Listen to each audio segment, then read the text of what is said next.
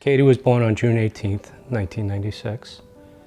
She played soccer and she played basketball and she did ballet, loved to sing. She was always singing. She loved spending time with her cousins. She adored both her brothers, but in different ways, very different ways. Michael was the one who took care of her, and Patrick was like the fun one. Nearing the end of 5th grade, it was the beginning of June, I noticed that she was, her voice changed. She sounded like her voice was getting a little deeper.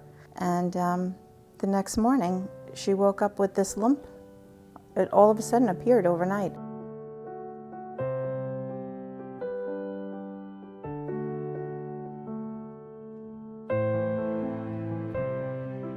And she looked at me and she said, "Am I going to lose my hair?" And I said, "Yeah." She just was very, very strong, very brave, and handled everything really well.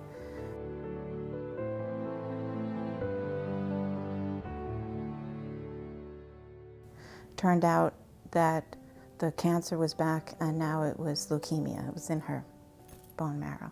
The next 4 months of her treatment were very difficult. It was really hard to watch her be like that, obviously, because she was such an incredibly active kid, always so social. She didn't want to see anyone. She couldn't even walk.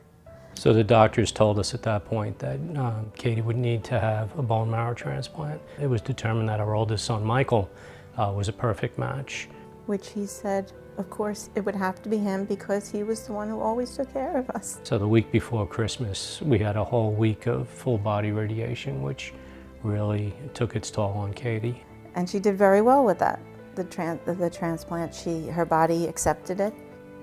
The doctors said that she was cancer-free. After 3 weeks, she said to me, "Mommy, I feel like the cancer's back." And of course, it was back.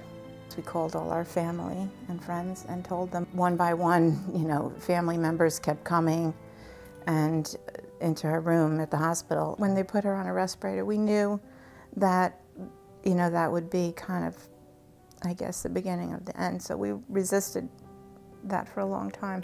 After all the fighting, the battling that Katie endured, she went to heaven on March 1st, 2008. So we went through, a time of extreme grief. We sat down and we had a discussion with the family about how can we maybe help keep Katie's memory alive, and we came up with the idea of starting a foundation in her name. We thought of one event that might be good for us to do, and it would be called Katie's Run. It has given us the opportunity to donate money to the Ronald McDonald House. So what we do here at the Ronald McDonald House of Long Island is provide a place of respite, a place where families can stay when they're in the midst of a medical crisis. The Katie McBride Foundation has done amazing things for the Ronald McDonald House of Long Island. Several years ago, we honored that commitment to providing those funds each year and established the Katie McBride Fitness Center here at the Ronald McDonald House of Long Island.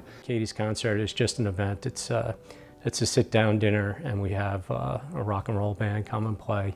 This has given us the opportunity to raise additional money so we can support families that have sick children or sick adults. Without the support of the foundation of the McBride family, we would have to worry about paying the electric, the mortgage, the car payments, medical bills, his medicine, food shopping, diapers, and we don't have to worry about that right now.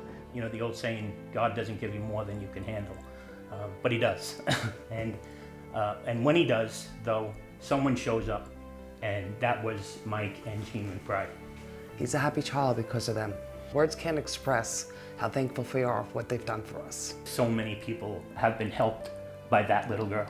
I often have a lot of people come up, primarily at our events, and say, "I know Katie's very happy with what the family is doing," and that's very comforting.